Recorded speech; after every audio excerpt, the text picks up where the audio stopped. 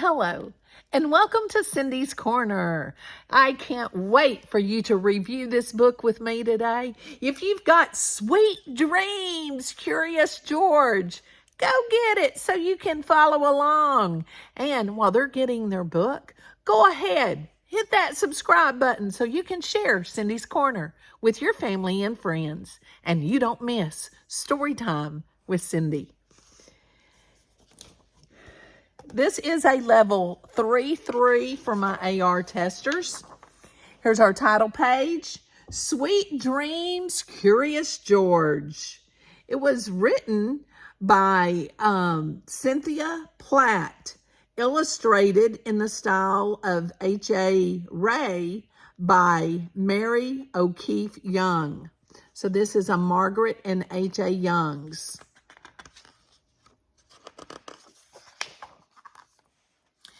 This is George. George is a good little monkey and always very curious.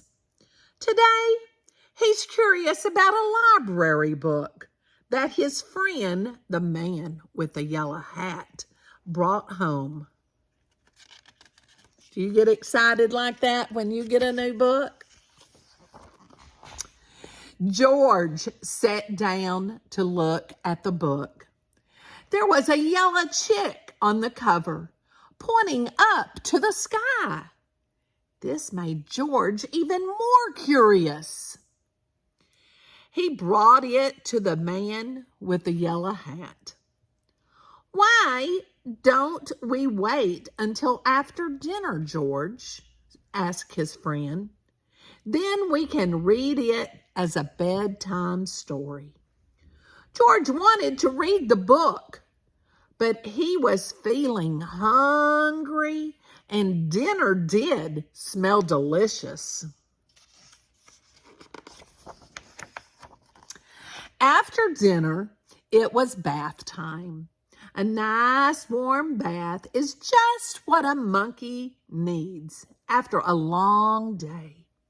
George played with his rubber ducky and little toy boat until it was time to get out. His friend held out a fluffy towel with a hood that looked like a chick. Here's the Chicken Little. That made George think of his new library book. George put on his pajamas and hopped into bed. He couldn't wait to hear that story. "This is the story of Chicken Little," said the man with the yellow hat. "I think you're going to like this one, George." George did like it. Poor Chicken Little thought the sky was going to fall. And then lots of other animals thought it would too. Thank goodness the sky didn't actually fall. Little monkeys like happy endings. It seemed like the perfect bedtime story.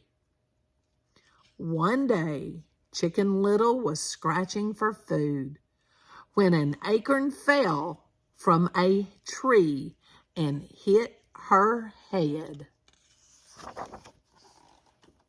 That is, until George woke up in the middle of the night. He had a terrible dream that the sky really was falling. George was scared. His friend came to see what was the matter. George pointed to the book and then to the ceiling. "Don't worry, George. It was just a dream," said his friend. "The sky isn't really going to fall. Let's try to relax and get back to sleep." First, the man with the yellow hat brought him a cup of warm milk. Warm milk always makes me feel sleepy, George. It seemed to be working for George, too, until, oh no, the warm milk spilled all over the place. After cleaning the mess, his friend got another book to read. The story was about a train that had to race along the tracks to deliver a special package to a little girl. It was very exciting. George was even more wide awake than ever. Toot, toot. Maybe a little song will help, said the man with the yellow hat. Lie down in bed and I'll sing to you. George tried to rest. He really did. But the song was pretty catchy. First, he tapped his toes slowly. Then, his whole body wanted to dance. He got up and bounced on the bed. Said his friend. I wish I knew why you can't sleep tonight. George stopped dancing. He pulled out the book, Chicken Little, and then pointed to the ceiling again, frowning. Are you still worried that the sky is going to fall? His friend asked. George nodded.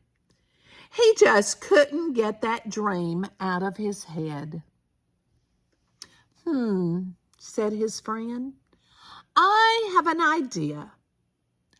Why don't we take my telescope outside to look at the stars and make sure the sky is still way up where it should be? George liked that idea so much that he leaped right out of his bed.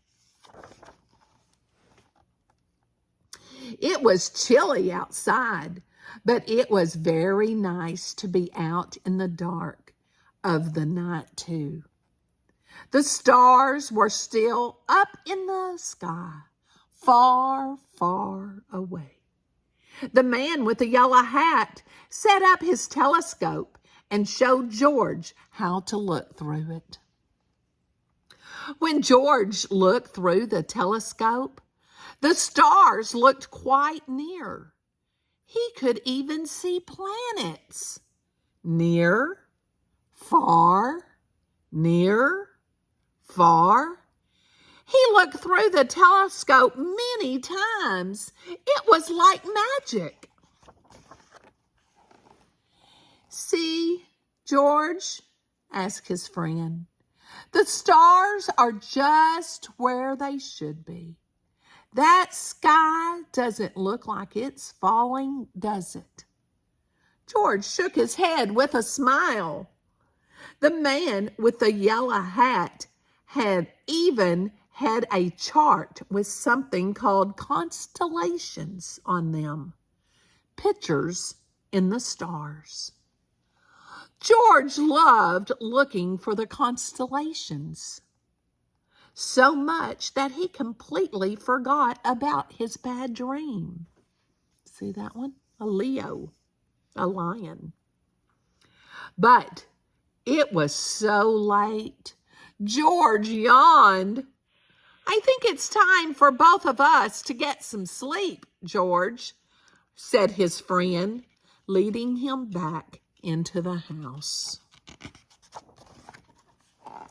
By the time they got back to George's room, he was very tired.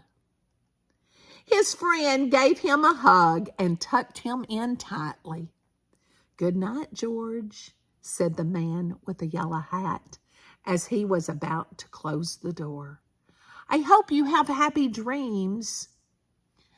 George cuddled his teddy bear for a minute and then started to fret again, just a teeny bit, about the sky falling. He hopped out of bed and opened his curtains so that he could see the stars and the sky right where they should be. As the starlight streamed into his bedroom, George snuggled down deep in his blankets and fell asleep. Sweet dreams, George. Wasn't that great? And this book is so fun. It has stickers back here that you could put on things that are where you need to put them. Maybe put stars and they glow, and you could put them in your room so that you could see the glows and see the stars. It's a great, fun book. And have you ever had a bad dream? Tell me about a time that you had a bad dream and couldn't sleep. And then tell me what was not real about it. Because usually those bad dreams aren't very real. I hope you enjoyed our review, and give us a thumbs up, and make sure you ring that bell and hit that subscribe button. And most important, give somebody a hug and tell them you love them, just like George.